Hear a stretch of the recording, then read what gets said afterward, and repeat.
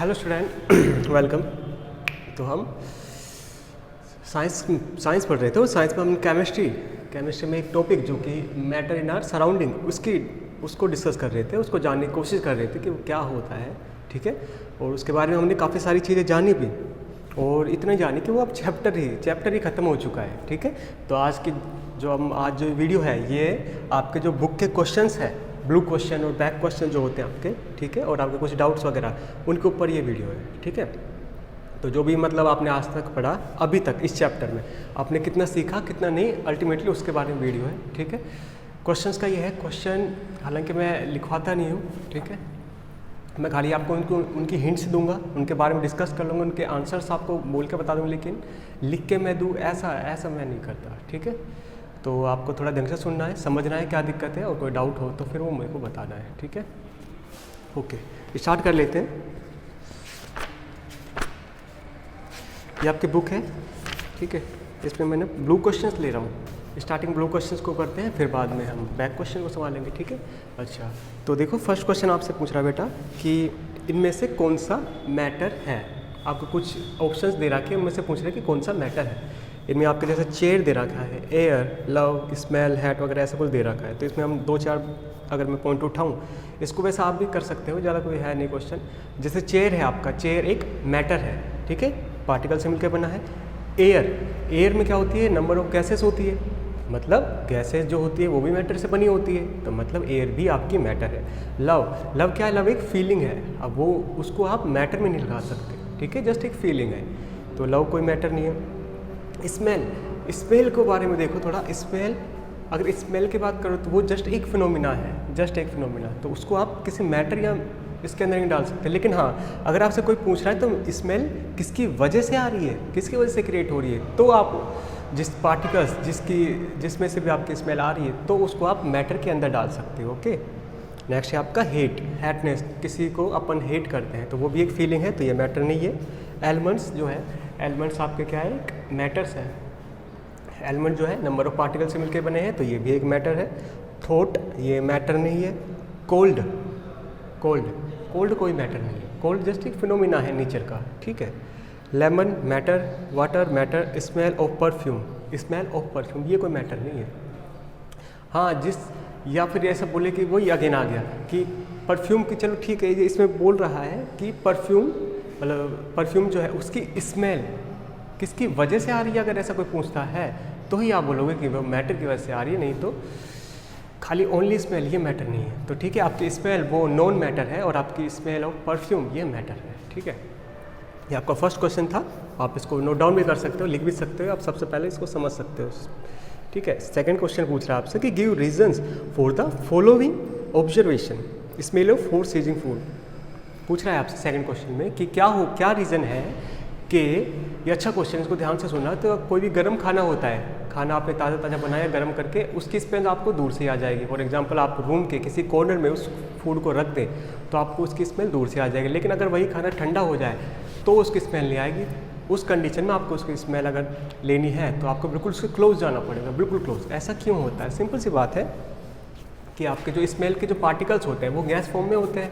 ठीक है, अब गैस फॉर्म के जो पार्टिकल्स होते हैं वो दूर होते हैं काफ़ी। ठीक है, गैस के हमने बारे में बात किया था, गैस के पार्टिकल दूर होते हैं, उनकी काइनेटिक एनर्जी भी ज़्यादा होती है, बहुत तेज़ी से मूव कर सकते हैं वो इधर उधर। ठीक है, तो आपको जब भी खाना गर्म होता है तो आपको जो स्मेल्स के पार्टिकल्स हैं जो कि फूड में थे वो गैस में कन्वर्ट हो जाते हैं, और गैस में कन्वर्ट होने के बाद जब वो गैस में कन्वर्ट होते हैं तो उनकी काइनेटिक एनर्जी बहुत ज़्यादा हो जाती है, इतनी ज़्यादा हो जाती है वो कुछ बहुत तेज़ी से ही पूरे के पूरे रूम में फैल जाती है उन पार्टिकल्स की स्मेल। ठीक है, इसलिए तो गर्म खाने से हमको स्मेल आ जाती है। और ठंडे से क्यों नहीं आती? क्योंकि ठंडे खाने में जो स्मेल के पार्टिकल है वो गैस फॉर्म में चेंज ही नहीं हो रहे, और हो रहे हैं तो बहुत कम हो रहे हैं, इतने कम हो रहे हैं कि वो आसपास के एरिया में आ रहे हैं बस खाली। ठीक है, मतलब गर्म खाने में स्मेल्स के जो पार्टिकल्स होते हैं वो बहुत ज़्यादा होते हैं, उनकी काइनेटिक एनर्जी भी बहुत ज़्यादा होती है, इसलिए हमको वो स्मेल कर सकते हैं उनको। लेकिन ठंडे खाने में आपके जो स्मेल्स के पार्टिकल होते हैं बहुत कम होते हैं। ठीक है, और वो भी पॉसिबल है कि वो लिक्विड फॉर्म में होते हैं, ना कि गैसियस फॉर्म में। ठीक है, ओके, नेक्स्ट क्वेश्चन आपसे पूछ रहा है बेटा कि ए डाइवर, आपका जो पानी में जो गोते लगाता है, ठीक है, जो स्विमिंग करता है, वो किस रीजन की वजह से पानी में तैर पाता है और पानी को काट पाता है, ये पूछ रहा है आपसे। मान लीजिए ये आपका कोई वो है, ये पानी है आपका वाटर, ये आपका डाइवर, ठीक है, जो डाइव करता है पानी में गोते लगाता है, वो है। क्या रीज़न है कि ये पानी को काट पाता है और खुद आगे की तरफ बढ़ पाता है, ठीक है, ये आपसे पूछा है कि क्या रीज़न है कि ऐसे बढ़ पाता है। सिंपल सा रीज़न है कि जो वाटर होते हैं, वाटर के पार्टिकल्स के बीच में डिस्टेंस थोड़ी ज़्यादा होती है, इतनी ज़्यादा होती है कि अगर आप नॉर्मल उसको बीच में हाथ भी लाओगे तो पार्टिकल्स दूर दूर आ जाते हैं। यही तो रीज़न है कि आप जब भी किसी भी बाल्टी में या किसी कंटेनर में हाथ डालते हो, पानी से भरे हुए कंटेनर में, तो आपका हाथ आराम से नीचे चला जाता है। क्यों? क्योंकि जो वाटर के पार्टिकल्स हैं वो काफ़ी दूर दूर होते हैं। और वाटर क्या है? लिक्विड। लिक्विड के बारे में हमने अच्छे से पढ़ा भी था कि पार्टिकल्स कितनी दूर होते हैं, क्या काइनेटिक एनर्जी होती है और क्या नहीं होती, क्या उनकी डेंसिटी होती है, ठीक है, ये सारी चीज़ें हमने पढ़ी थी। तो ये रीज़न है कि वाटर में जो पार्टिकल्स हैं मैटर के, वो काफ़ी दूर दूर होते हैं, इसलिए वो जो डाइवर है वो आराम से उसमें गोते लगा सकता है और अपना हाथ को मूव कर सकता है, ठीक है। नेक्स्ट आपसे पूछ रहा है कि what are the characteristic of particles of matter. ये हमने स्टार्टिंग में देख ही लिया था कि पार्टिकल्स जो मैटर होता है आपकी, उसके क्या क्या कैरेक्टरिस्टिक्स होती है। नेक्स्ट क्वेश्चन पूछ रहा है, पेज नंबर 6 पर है बेटा, इसको ध्यान से देखना कि क्या है ये। सबसे पहले इसमें आपको डेफिनेशन दे रखी है डेंसिटी की कि मास पर यूनिट वॉल्यूम, ठीक है। डेंसिटी क्या होती है आपकी, अगर कोई पूछे डेंसिटी क्या होती है आपकी, मास पर यूनिट वॉल्यूम, ठीक है, मास पर यूनिट वॉल्यूम। मान लीजिए एक छोटे से बॉक्स, इसका कुछ ना कुछ वॉल्यूम है, ठीक है। अब इस छोटे से बॉक्स का मास कितना ज़्यादा है कितना कम है, ये किस पे डिपेंड करेगा? ये डिपेंड करेगा कि इसके अंदर नंबर ऑफ पार्टिकल्स कितने हैं। और भाई ये जो बॉक्स है इसके अंदर नंबर ऑफ पार्टिकल्स अगर ज़्यादा है, या फिर ये जो पूरा बॉक्स है, ये नंबर ऑफ पार्टिकल्स मतलब इसमें नंबर ऑफ पार्टिकल्स ज़्यादा है तो इसका मास भी ज़्यादा होगा, और अगर नंबर ऑफ पार्टिकल्स कम है तो इसका मास भी कम होगा, ठीक है। जितना ज़्यादा मास होगा आपका उतना ही ज़्यादा डेंसिटी होगी, और जितना कम आपका मास होगा उतनी ही कम आपकी डेंसिटी होगी, ठीक है। तो डेंसिटी का मीन, वैसे ये चीज़ जो है ये हम आपके फिजिक्स के चैप्टर्स आएंगे उनमें अच्छे से डिस्कस करेंगे, लेकिन यहाँ पर आप लगा सकते हो कि अगर कोई भी मैटर के पार्टिकल जितने पास पास हैं, ठीक है, किसी भी मैटर में उसके पार्टिकल्स अगर जितने पास पास हैं उसकी डेंसिटी उतनी ही ज़्यादा होती जाएगी, ठीक है। बस ये लगा लीजिए आप, ठीक है। अच्छा, इसी बेस पर आपको कुछ क्वेश्चंस बताने हैं कि पूछा है आपसे डेंसिटी ये होती है, पहले बता दिया आपको, फिर आपसे पूछा है कि कुछ मैटर्स दिए गए हैं आपको, ठीक है, उनको इंक्रीजिंग ऑर्डर ऑफ डेंसिटी इसमें भी अरेंज करना है उसको, ठीक है, कि उसमें मैटर के पार्टिकल्स कितने पास पास होते हैं कितने दूर दूर होते हैं, ये आपसे पूछ रहा है। और बोल रहा है कि इंक्रीज ऑर्डर में करने को बोल रहा है। इंक्रीज ऑर्डर में मतलब सबसे पहले सबसे कम डेंसिटी वाला, फिर उससे ज़्यादा डेंसिटी वाला, फिर और ज़्यादा डेंसिटी वाला, ठीक है, ये आपसे करने को बोल रहा है। और आपको 2-4 चीज़ें दे रखी, मैं उनको नोट डाउन कर भी देता हूँ जिससे आपको समझने आसानी हो, ठीक है। आपको दे रखी है एयर, एग्जॉस्ट एयर जो आपकी चिमनी से आती है, सी लिख रहा हूँ मैं यहाँ पे, चिमनी से आती है, ठीक है। नेक्स्ट है आपका हनी, शहद जो होता है। नेक्स्ट है आपका वाटर, फिर है आपका चौक, फिर है आपकी कॉटन, और फिर आपका आयरन, ठीक है। ये सारी चीज़ दे रखी है आपसे, और फिर पूछा है कि आपको बताओ इनको इंक्रीज ऑर्डर ऑफ डेंसिटी के फॉर्म में आपको सेट करना है कि किस में ज़्यादा डेंसिटी होती है किस में कम डेंसिटी होती है, ठीक है। और डेंसिटी में जितने पास पार्टिकल उतनी ज़्यादा डेंसिटी, या फिर आप इस फॉर्मूले से भी देख सकते हो, मास पर यूनिट वॉल्यूम, उसको आप डेंसिटी बोलते हो। तो सबसे ज़्यादा दूर पार्टिकल इसमें किसके हैं? फर्स्ट नंबर पे सबसे दूर पार्टिकल तो बेटा एयर के अंदर ही आएंगे, तो ये आपने फर्स्ट नंबर पे रख दिया, ठीक है। उससे ज़्यादा पार्टिकल्स किस में हो जाएंगे? उससे ज़्यादा पार्टिकल हो जाएंगे आपके एग्जॉस्ट एयर जो चिमनी से निकलती है उसमें हो जाएंगे, ठीक है। थोड़ा और आगे बढ़ते हैं, उससे ज़्यादा पार्टिकल्स किस में हो जाएंगे? उससे ज़्यादा हो जाएंगे आपके हनी में, ठीक है, हनी।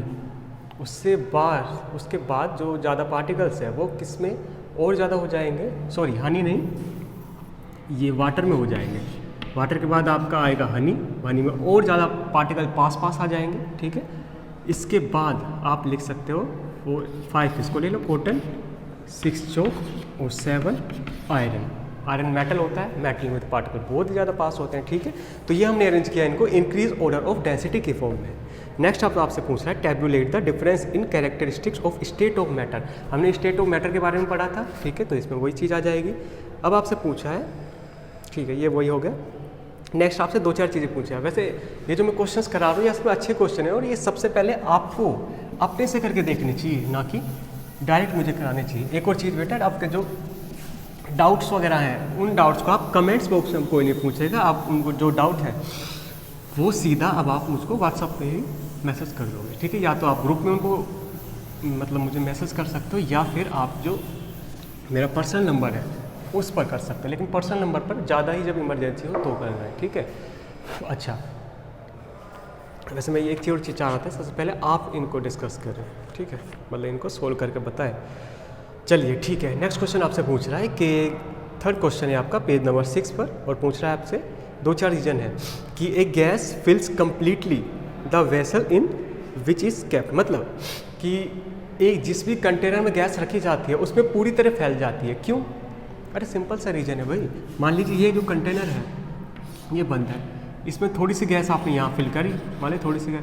अब आपको पता है गैस के जो पार्टिकल्स होते हैं उनमें काइनेटिक एनर्जी बहुत ज़्यादा होती है, ठीक है, और उनमें फैलने की प्रॉपर्टी पाई जाती है, बहुत जल्दी फैल जाती है वो, ठीक है। तो आप इनकी काइनेटिक एनर्जी ज़्यादा है तो ये धीरे धीरे क्या बहुत तेज़ी से ही पूरे के पूरे जो कंटेनर है इसमें फैल जाएगी। तो इसका रीज़न क्या हुआ? Due to high kinetic energy of gas particle it spread out in whole container in which it store, मतलब जिस भी कंटेनर में स्टोर की गई है उसमें जो गैस के पार्टिकल है वो पूरी तरह से फैल जाते हैं। क्यों? क्योंकि उनकी काइनेटिक एनर्जी जो होती है वो बहुत ज़्यादा होती है, ठीक है, अदर मैटर के कंपैरिजन में। नेक्स्ट आपसे पूछ रहा है कि जो गैस के पार्टिकल होते हैं ये जो जिस कंटेनर में भरे होते हैं उस पर प्रेशर और लगाते हैं, उसकी वॉल्स पर प्रेशर तो लगाएंगे, क्यों? आपको पता है इनकी काइनेटिक एनर्जी ज़्यादा होती है, मतलब ये बहुत तेज़ी से इधर इधर मूव कर सकते हैं। इधर मान लीजिए ये इधर कर सकता है, ये तेज़ी से इधर मूव कर रहा है, फिर इधर इधर इधर इधर इधर। अब मेरे को बताओ, ये जो मान लीजिए ये पार्टिकल कोई है, ये पार्टिकल इधर मूव करेगा, इससे हिट करेगा वाल से, फिर मान लीजिए इधर आया, फिर इस वाले पार्टिकल से टकराया, फिर इधर मूव किया, फिर इससे हिट किया ये कंटेनर के वॉल से, ठीक है। ये तो एक पार्टिकल लिया है मैंने, ऐसे कितने सारे पार्टिकल इसके अंदर, और वो खरबों पार्टिकल्स है इसके अंदर। तो ये इसने हिट किया, फिर इधर हुआ, फिर हिट किया, फिर इधर हुआ, फिर इधर से हिट किया, फिर इधर हिट किया, इधर किया। ऐसे ऐसे नंबर ऑफ पार्टिकल जो होते हैं, ठीक है, उनकी काइनेटिक एनर्जी ज़्यादा होने की वजह से वो कंटेनर की वॉल को हिट करते रहते हैं, और यही रीज़न है कि गैस के जो पार्टिकल होते हैं वो कंटेनर की वॉल पर प्रेशर लगाते हैं, ठीक है, प्रेशर रिलीज करते हैं। नेक्स्ट क्वेश्चन आपसे पूछ रहा है ए wooden table should be called a solid, ठीक है, पूछ रहा है आपसे आपकी जो लकड़ी की टेबल है उसको सॉलिड बोलना चाहिए आपको। और हाँ, सॉलिड तो बोलते हैं, क्यों? क्योंकि आपकी जो लकड़ी की टेबल होती है, ठीक है, उसमें जो पार्टिकल्स होते हैं वो काफ़ी पास होते हैं, ठीक है, पास होते हैं, और वो सारी की सारी प्रॉपर्टी शो करता है सॉलिड वाली। सॉलिड हमने 3 फॉर्म पढ़ी थी, सॉलिड, लिक्विड, गैस, ठीक है, गैस है नहीं, वो लिक्विड है नहीं, तो बचा क्या? सॉलिड। और सॉलिड वो सारी प्रॉपर्टी शो भी करता है, ठीक है। ये पूछ रहा है आपसे, we can easily move our hand in our air but struggle. Next question आपसे पूछ रहा है कि क्या रीज़न है, ध्यान से सुनना बेटा। नेक्स्ट पूछ रहा है कि क्या रीज़न है कि हवा में, एयर में तो आप अपने हाथ को आराम से मूव कर पाते हो, लेकिन ये जो मेटल की सरफेस कोई आ जाती है या फिर सॉलिड कोई आ जाता है उसमें आप अपने हाथ को मूव नहीं कर पाते तेज़ी से, क्यों? सिंपल सी बात है, इसके 2 रीज़न है। सिंपल से क्या, एक तो जो सॉलिड के पार्टिकल्स जो होते हैं, ठीक है, इसको मैं लिख देता हूँ ऐसे करते हैं जिससे आपको ज़्यादा समझ आएगा। पूछ रहा है आपसे कि आप एयर जो होती है, एयर, उसमें तो अपने हाथ को जो आराम से मूव कर पाते हो, वहीं आपका जो कोई सॉलिड आ जाता है या फिर आपके मान लीजिए कोई मेटल की पीस आ जाता है तो आप अपने हाथ को मूव नहीं कर पाते, क्यों? 2 रीज़न है इस क्वेश्चन के लिए, ठीक है। एक तो क्या कि जो एयर के जो पार्टिकल्स होते हैं, एयर के जो पार्टिकल्स होते हैं इनमें अट्रैक्शन फोर्स कम होता है लेस अट्रैक्शन फोर्स, ठीक है। इनके बीच में जो पार्टिकल्स होते हैं उनमें अट्रैक्शन फोर्स कम होता है, इसलिए तो हम मूव कर पा रहे हैं, इसलिए वो दूर दूर भी रहते हैं, ठीक है। वहीं अगर सॉलिड की बात करें, जैसे ये सॉलिड है आपका बोर्ड और ये दीवार सॉलिड है, इसमें क्यों हाथ मूव नहीं कर पा रहा मैं, इससे आगे हाथ क्यों नहीं जा रहा, इससे आगे क्यों? क्योंकि इसके जो इनमें जो पार्टिकल्स हैं उनमें they have high attraction force, they have high attraction force. Metals में अट्रैक्शन फोर्स ज़्यादा होता है और आपकी जो एयर होती है उसमें अट्रैक्शन फोर्स कम होता है, ठीक है, ये रीज़न है। और इसी रीज़न की वजह से अट्रैक्शन फोर्स कम होता है, इस रीज़न की वजह से इसमें जो पार्टिकल्स होते हैं गैस में या फिर एयर में वो काफ़ी दूर दूर होते हैं, ठीक है। हैव सम डिस्टेंस, मतलब इसमें जो पार्टिकल होते हैं गैस में, उन पार्टिकल्स के बीच में कुछ डिस्टेंस होती है, हैव सम डिस्टेंस। और इसमें जो वो डिस्टेंस होती है, पार्टिकल्स के बीच में जो डिस्टेंस होती है वो बहुत ही लेस होती है, बहुत बहुत कम होती है, ठीक है। अब एक तो पार्टिकल पास है और उसमें अट्रैक्शन फोर्स भी ज़्यादा है, तो यही रीज़न है कि हम सॉलिड में अपने हाथ को मूव नहीं कर पाते, ऐसे मैं नहीं कर पा रहा हूँ मूव सॉलिड के अंदर की तरफ, और एयर जो है इसमें मैं अपने हाथ को आराम से मूव कर पा रहा हूँ। तो ये सिंपल सा रीज़न है, कोई खास है नहीं इसमें, ठीक है। नेक्स्ट आपसे पूछ रहा है कि हाँ, ये अच्छा क्वेश्चन है कि क्या रीज़न है कि आपकी जो आइस होती है वो सॉलिड है, वो लिक्विड, जो वाटर है वो लिक्विड है। तो क्या रीज़न है कि आइस जो है वो पानी के ऊपर तैरती है, फ्लोट करती है। और ये क्वेश्चन भी, इस क्वेश्चन को बहुत अच्छे से हम पढ़ेंगे, एक ग्रेविटी नाम का चैप्टर आएगा हमारा फिजिक्स में, उसमें इस चीज़ को बहुत अच्छे से समझाया गया है, ठीक है। लेकिन यहाँ पे मैं आइडिया दे दूँ, इसमें जो कहानी है वो खाली डेंसिटी की है। जिस भी ऑब्जेक्ट की डेंसिटी, आप ये ध्यान रख लीजिए, आपको आगे तक भी काम आएगा, जिस भी ऑब्जेक्ट की डेंसिटी कम रहेगी, वो हमेशा ऊपर की तरफ जाता है, ठीक है। और जिसकी डेंसिटी ज़्यादा रहेगी वो हमेशा नीचे की तरफ जाता है। तो एक मैं चीज़ बता दूँ, आपकी जो आइस होती है, आइस और आपका जो वाटर होता है, ठीक है, वाटर की डेंसिटी होती है करीब 1 सेंटीमीटर पर क्यूबिक, सेंटीमीटर पर मीटर क्यूबिक, ठीक है, सॉरी